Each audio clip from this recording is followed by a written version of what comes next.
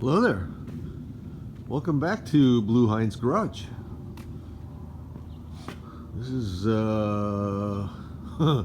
what it looks like sometimes lately, making best use of the space, I guess. What needs to be inside, what doesn't need to be inside. Anyway, I thought you might enjoy seeing this. This is got deep roots, this what you see here in the back of this truck.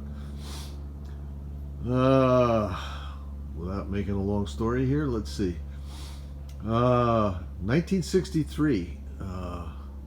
When I was 20 years old, I had a Model A coupe, 5-window coupe, that I had probably bought a year and a half, 2 years before. I just bought a off the showroom floor 63 Impala because I knew the following year, 1964, I was going to be getting married. I wanted to start with my married life with a dependable new car or whatever. So the end of the model year, we bought a 63 Impala right off the showroom floor. That same day was probably around September of 1963. We took it to my parents' house, the new car to my parents' house. We're sitting around the kitchen table, and I asked my brother if he wanted to buy the car. Because again, getting married the following year, I thought, well, I ain't gonna have time to work on this thing, nor the money to work on this thing. And if my brother owns it, I might still be able to work on this thing because it'll still be around. So anyway, at a reduced price, I sold the car to him. Anyway, what that led to was my brother getting into going to swap meets with other Model A people and stuff like that. He came back from one of those a few months after that with this. Essentially, two complete motors, I think, and probably parts for a third one. I know looking through this stuff, there's at least 12 pistons here. So anyway, he's had these things. He stored them and moved them around. They were under my dad's house till he passed away, and then all this stuff got moved to my brother's house, and it's been stored at his house at this point. He's looking to make space. He's never going to do anything with this stuff. He's looking to make space. So I convinced him that I would like to put one of these motors together. I'd like to do a, shall we say, will it start? But a long process, will it start? Kind of doing the farmer assembly idea. If anybody watches Mart's Garage, it's a guy in England that likes to play around with flathead Fords, kind of that style where he uses mostly all old parts that he reconditions and fixes, and or if they're good to start with, but he likes to use original parts, used or not. Like I said, assuming they're good. So this is kind of a version of that. I enjoy watching people doing that kind of stuff. This is going to take a long time, not only because of the condition. You see this stuff sat around since 1963. Yeah, since 1963 in unheated, under houses, in sheds, that kind of play thing. So it's not in the best shape. It's savable, but it's not in the best shape. I'll show you the motor, or the one that I'm going to use. There's a block in the truck, and there's another one over here. I'm gonna try and use this one. This one I just did the numbers, just ran the numbers. This one's a 31, February of 31, and you see it isn't bad. It's got paint on it. There's some rust, but it's surface. And I'm gonna try that electrolysis system, shall we call it? And see how that works as far as getting rid of the rust. Put one of these things together and see if it'll run. Because Model A motors are kind of like, they're like that. They're like the old Chevy 6-cylinders that you can't hardly kill them. They'll run and they'll run and they'll run. No matter what you do to them, they run. So anyway, talk to you later. Bye.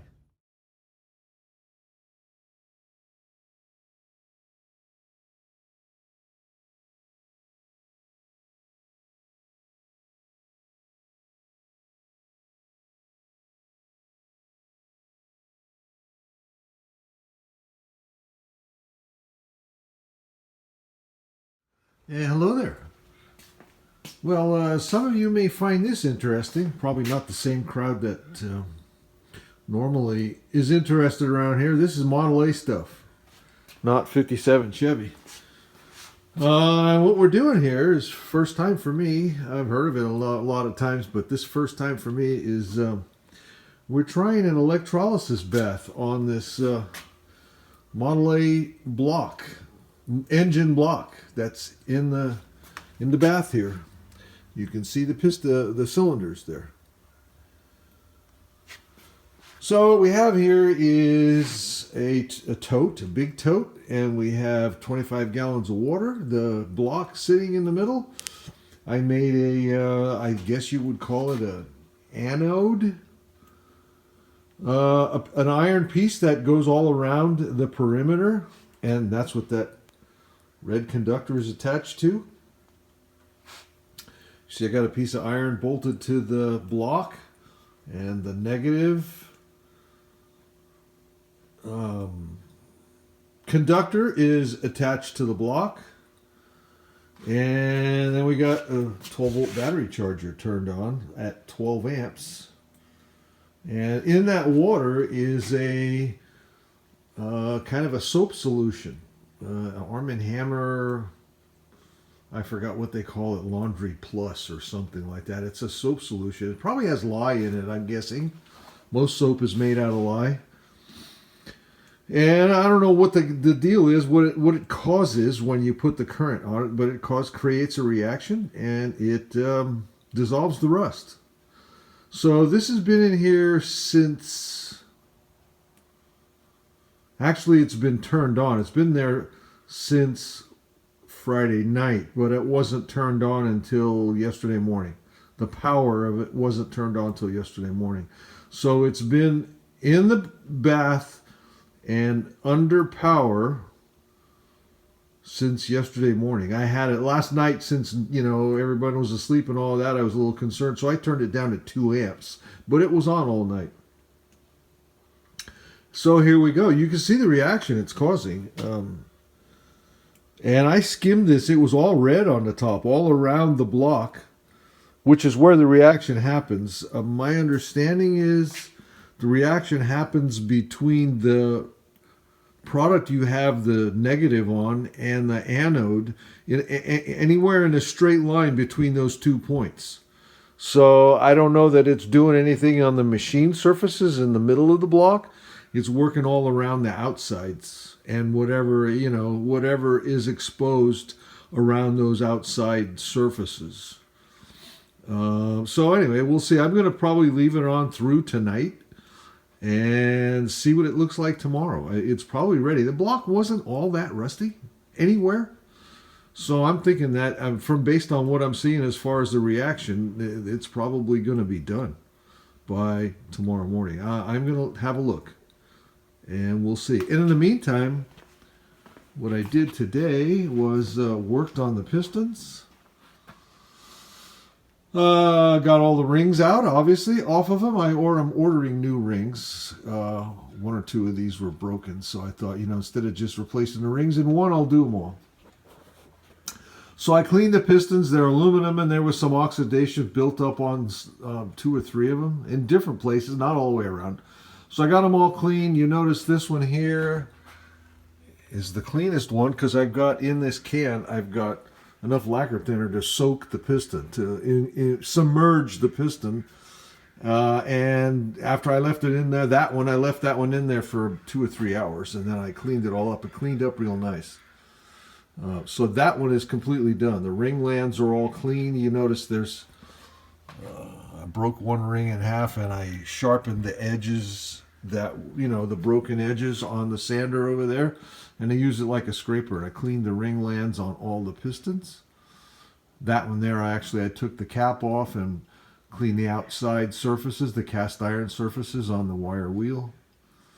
And I got another one soaking right now in the lacquer thinner. So it's a little tedious, but that's the fun of what I'm doing here. I know it's gonna be work, but like I said, that's the fun of what I'm doing. So I'm making some progress. Anyway, talk at you later. One more thing. That's a starter motor. That came with all these parts. I put 12 volts to it, and it ran, but it smoked immediately. Not that it was shorting out or anything. It had a loose connection inside of it, and there's the loose connection. You see, that's a brush holder, and that one had the rivet was gone that holds that, and I think it's, you see, it's supposed to be insulated from the housing, and part of the insulation's missing too. So the rivet was gone and the insulation was missing. So if it was touching there, it wasn't supposed to, and it would what it was doing was arcing. It was making a connection there and making smoke because it was shorting out. You see the piece is broken. Where the rivet was, the piece is broken. That's probably why it came loose. So what I'm going to try and do, I can't buy one of those pieces. In fact, if you go to buy a kit for these things, it's, I don't know, $100 or something like that. And I'm trying to do this on the cheap, obviously. This is just a fun thing. It's not going to go in a car. So what I'm going to attempt to do is make one of those brush holders out of a piece of, I've got a variety of materials around here. I don't have, that looks like it might be copper, probably an alloy, because it's pretty hard. But I'm going to try and making that piece out of some stainless that I have. I've got some stuff, quite a bit of different kinds of materials around here. I know I got some stainless that's at least that weight, that thickness. I'm going to see if I can cobble up something that I can use to replace that out of a piece of stainless. So wish me luck.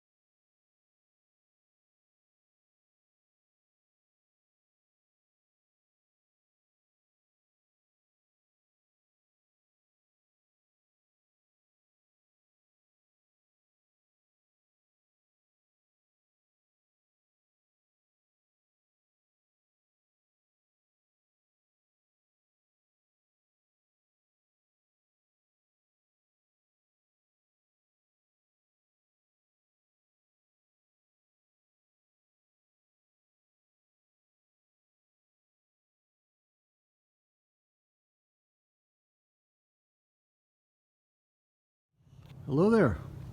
Well, welcome back to Blue Hind's Garage. As you can see, it is about 7:20 p.m.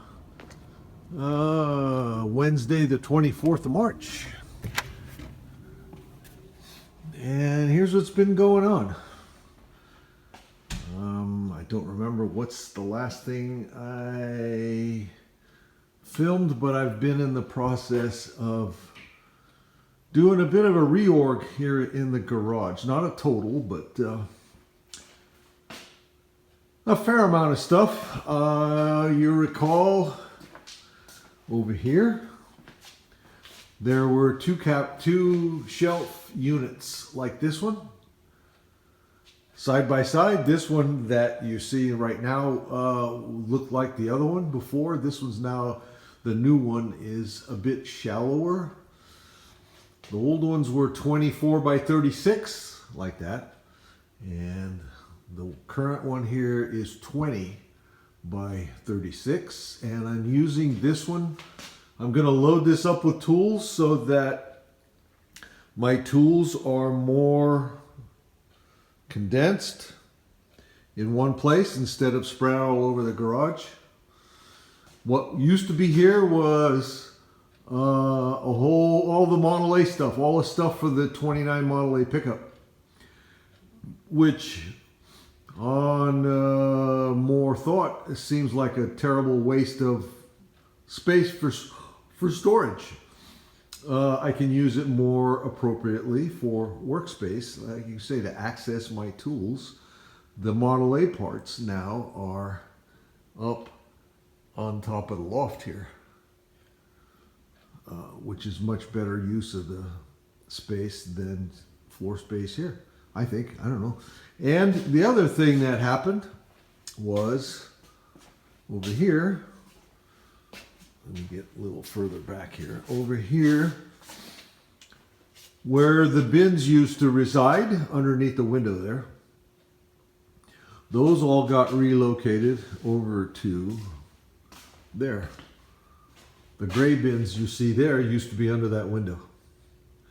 And the colored ones here, the yellow, blue, and gray ones, were on a floor stand where you now see the grinder on the other little shelf. That's more of those 20 by 36 inch shelves.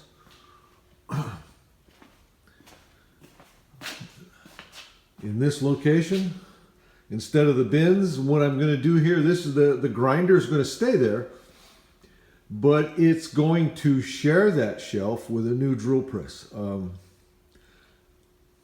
Today's Thursday, so Tuesday night, I ordered a new drill press. The drill press I've been using is okay for DIY work, you might say. And it never was a quality piece. I traded some work for that drill press a long time ago, and it was Japanese made at the time, which was the equal to China made at this point, you know, where we're at right now. So like I said, it never was a quality piece. The chuck has a lot of run out, so the bit doesn't even turn in a nice straight pattern. Anyway, I ordered a new one. I'm going to put it on the cart here, on the shelf here. A little too close here. I'm going to put it on the shelf here and share it with the grinder. So mostly the wire wheel. I don't even have a stone on that grinder because I don't use it that way. I use it almost entirely for wire wheel work. And the other thing I wanted to show you. So anyway, that's what we've done here with the bins. This was Scott's idea. Let's put all the bins in one place. So whenever you're going to a bin, and they're all full of hardware. The yellow bins are bolts. The gray bins are bolts as well, different kinds, and other miscellaneous things. The yellow, blue, and gray ones are screws, you know, like sheetrock grabbers, that kind of stuff. The top shelf, which with more of those gray bins, is a variety of different kinds of grease and lubricants, odds and ends. And then the shelves above now, paint, oil, other kinds of stuff. The battery chargers you see are up there. So like I said, everything, I'm trying to get it more organized because in my old age, memory isn't what it used to be. So, you know, what was happening on a constant basis is I'd bring something in here, wouldn't know where to put it. I'd put it where I think I was going to go look the next time I was in need of it. And when I was in need of it, I'd walk around for an hour trying to figure out where in the hell did I put it. So I'm trying to eliminate all of that. So like I said, I put this stuff here, trying to organize it. I got all the bins pretty much here. Even the little ones with the electrical terminals and other miscellaneous smaller hardware. You notice I cleaned this out too. A lot of that stuff that was in there went up here on the shelves. A lot of it, like the battery chargers and that stuff, used to be in there. The ladders even got moved because where I had the ladders before was where you see the brooms now, and what they did was effectively block you from getting into those shelves. So what I did is I did a swap between the brooms and the ladders, and as well as the picture and the sign up there, swapped those two. So it made better use of that space too. So anyway, so much for the reorg on the garage. In the meantime, while I've been doing that, Scott's been finishing the headers. So he came today and he got the last of these tubes in. So again, this is all tacked together. They're not attached yet to the collector, because what he's got to do before he does that, you notice these aren't welded. They're just tacked. So he's got them all fabricated and tacked together. Here's this side. This side was much harder because there's way more stuff in the way. The steering is in the way over here. Not only the box, but the arm. When you turn the wheels, this arm swings, so it takes up a lot of space. This side was a lot harder than the other side. So the two sides are done now. There you go.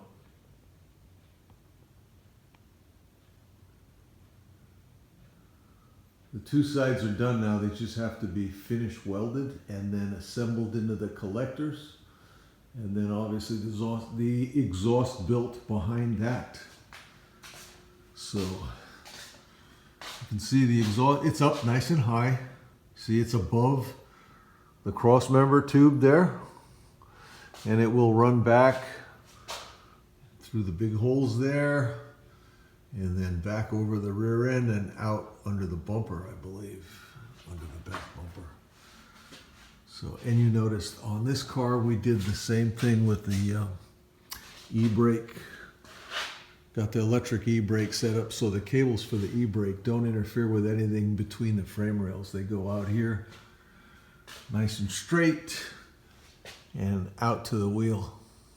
Same thing on both sides. Nothing crosses the chassis with the e-brake.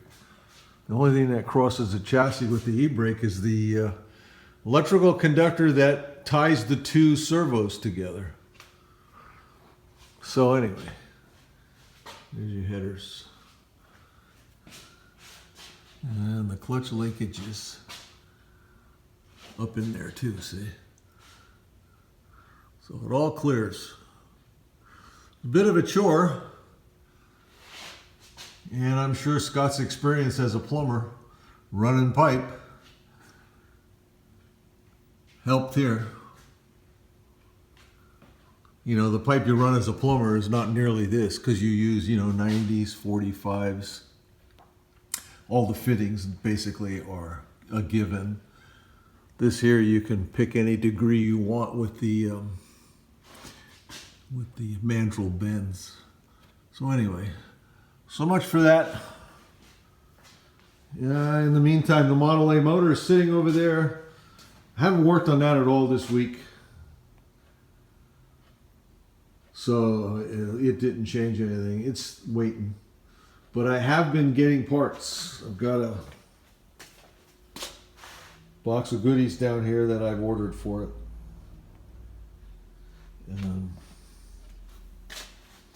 And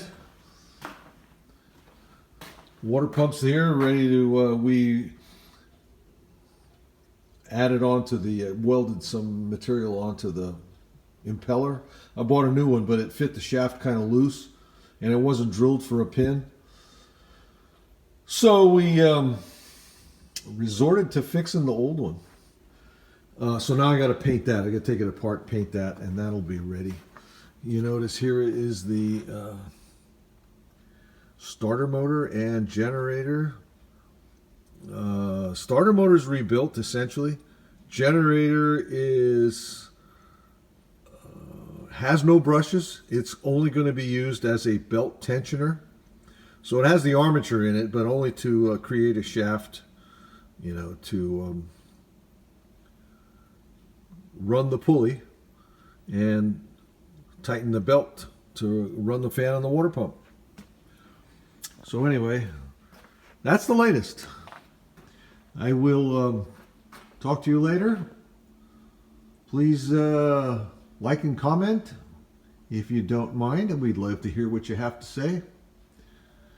Anyway, more to come.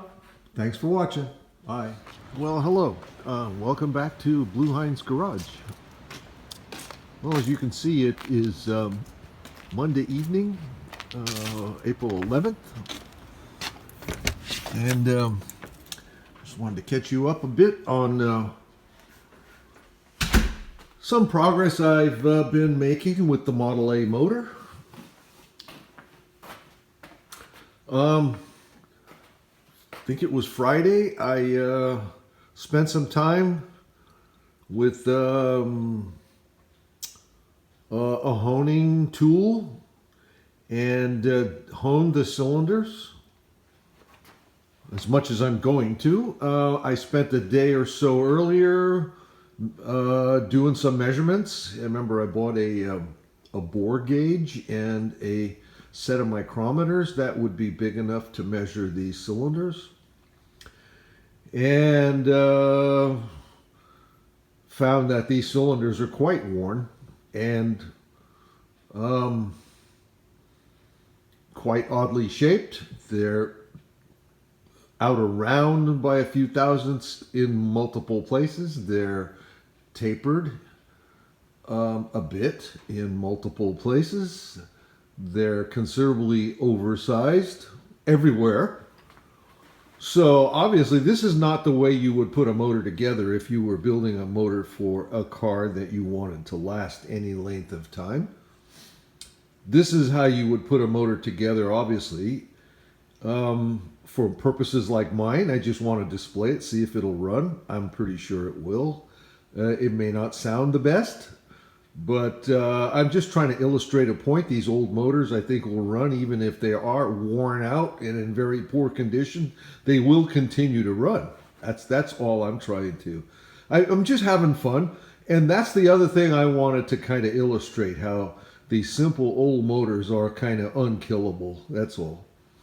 Like I said, you would do a motor like this if you had no funds and were bound and determined to get a motor that ran. That's all. You would just throw together the parts and pieces you had, doing the best you could at your assembly, without spending a ton of money doing all the accepted machine work that everybody does to make a long-lasting motor. You know what I mean? You would just do the best you could with the available funds you had, and this is what you would end up with. So like I said, this motor is very worn. It's not cracked. It's not broken. It's, you know, there's no major damage to it. It's just considerably worn. All right? So that's where we're at. Anyway, I measured the cylinders. I have all that written down. Like I said, this is way past specs as far as any of that is concerned. But we're going to put it together and see what it does, regardless. So today I spent... Oh, and then after I did the honing, I spent some time lapping in the valves. You know, with that lapping compound you put underneath the valves. So that's done. So pretty much I have all of the grungy work, you know, the stuff that adds residue to the inside of the motor that you don't want inside the motor permanently. So today I spent a good portion of the day washing down this motor. You know, the old soapy water idea, and then I power washed it, and then I dried it as good as I could, you know, with the air. And put some oil on different areas. You see there the internal of the valve area. I just put a light coat of oil on all of that because it was bare, and it had a few signs of some flash rust because I did sulfate it the last time I washed it, and that helped a lot. It only did the flash rust in a few areas. So I put some oil in the cylinder bores. I put some oil, like I said, a thin coat of oil in the internal areas. I left the outside oil free as much as I could because I still have to paint it. Didn't want to put oil on that and then have to try and get the oil off. So it's protected at this point. I think it'll stay the way it is until I get some paint on it. You know, long enough for me to get some paint on the casting. on the cast iron. And then I started trying to get some of this valve parts cleaned up and ready to assemble. Not there yet. I have the lifters pretty much. You see, I kind of smoothed that out. It had a tiny little bit of wear where the valve sits on top of the lifter. It had a tiny little recess, probably a couple of thousandths. I've got that smooth. The other end where that rides the cam lobe itself is smooth. The valve guides are split. That's the valve guides you see laying there, facing in opposite directions. I'm going to clean those a little more, but they're pretty clean. They're not bad. I cleaned all the valves before I lapped them. I do need to clean the springs a bit. So, like I said, the first thing I'm going to do is assemble the valves so I can check the adjustment on the valves. I'm not sure if I'm going to be able to adjust anything. There's very limited adjustability available on Model A valves. All you can do is grind the length of the stem shorter. In other words, if let's say you do a valve job and you reseat the valves deeper, you grind the seats. You seat the valves deeper than they used to be between grinding the valve head and grinding the seat. All of a sudden now you don't have any clearance because the valve is living down closer to the valve lifter. So the only adjustment you have available to you is to grind the end of the valve stem a bit. Well, I'm not doing any of that. I didn't grind the seats. I just lapped the valves. There is some wear on the lifter and undoubtedly some wear on the valve stem. So at this point, I might have more clearance than specs, and I can't, there's no way I can take up that excess if that's the case. There's no adjustment on the lifter. There's no nut or anything to take up clearance. The only thing I can do is make clearance by grinding the stem. So if it's worn and the lifter is worn and there's more clearance than necessary, tough shit. It's just going to be a little noisier. That's all. If like I said, if the stem is long for any reason, then I can shorten the stem a little bit. But the first thing I want to do is assemble everything and see what the clearances are on the valves and go from there. Because, in order to do any of that, the first thing you need to do is put the lifters in the block, because once you put the cam in the motor, you can't get the lifters in or out. The lifters have to go in first. They get trapped by the cam. So, I have to do all of that first. And then, like I said, I might have to put the valves together, measure them, take them apart, one time, whatever. I might have to do the valves more than once. Assemble them more than once. So anyway, that's what we're out here right now. I'm out here probably going to work on cleaning up that valve, some of the valve parts a little more. I might bead blast the inside of the valve guides because they aren't as clean as I want to get them. So I might just bead blast the area where the valve stem rides, and then I'm going to wire brush the outsides. The springs, I might lightly bead blast those too, because they're not bad. But they've been sitting long enough that using solvent or whatever is going to take forever. If I hit them lightly with the bead blaster, I'm sure the little coating that's on there that's old and dried up, it'll come right off. So I think, like I said, I'm going to work on these a bit tonight. And hopefully maybe tomorrow I can start checking clearances or doing some assembly. All right, later. Bye.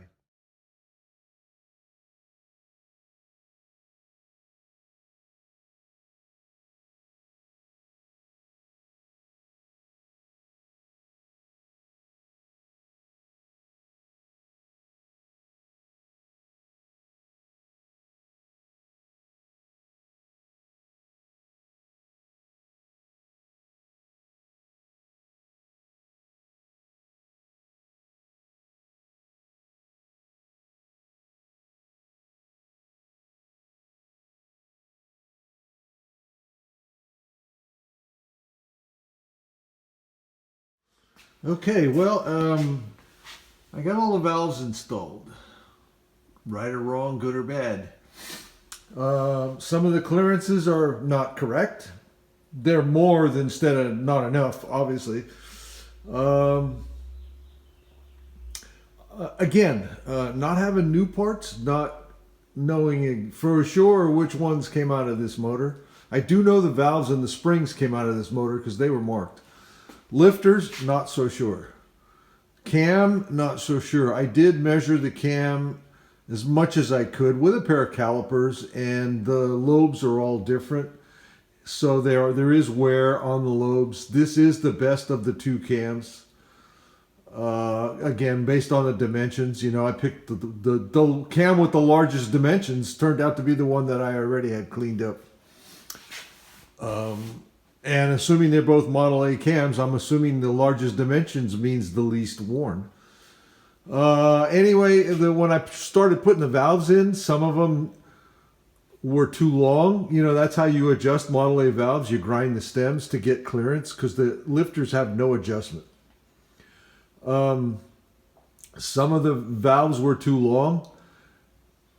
So it was like, and some of them were considerably too short. You're supposed to have 15 thousandths clearance valve lash on these things, and I put the first two in and they were 25 thousandths plus. So it's like, uh-oh, what do I do about this now? So I took everything apart, took the cam back out, took the lifters all out, measured them. They're all different sizes, different lengths. The valves are all different lengths. So what I did is kind of, again, picked and chose. Wherever I had excess clearance, I used the longest lifters. Wherever it looked like the stems were too long, I used the shorter lifters. And then adjusted from there. So I have out of the 8 valves, I have 3, I believe, 3 or 4 that are exactly the correct lash. 2 of them did still, 3 of them I think did still come out at 25 thousandths clearance, which is way too much. But again, this is just a motor to run, not a motor for performance or a motor for longevity or what. Just to try and make it run. That's all we're doing here. So like I said, I think I had 3 at 15, 1 at 18, 1 at 20, and the rest at 25 or thereabouts. So like I said, I'm sure it'll run. It'll probably, you'll hear the valves maybe, but I'm sure it'll run. And that's kind of all I care about. So there it is. They're in the motor. You see I cleaned everything. The springs look like they're new. A lot of the stuff looks like it's new. Obviously, it's worn and it is what it is. So there they are. Cylinders, you can see, have oil in them. I don't know if you can see that or not, but they've got oil in them to keep them from rusting. So there we are. That's our latest progress. Later.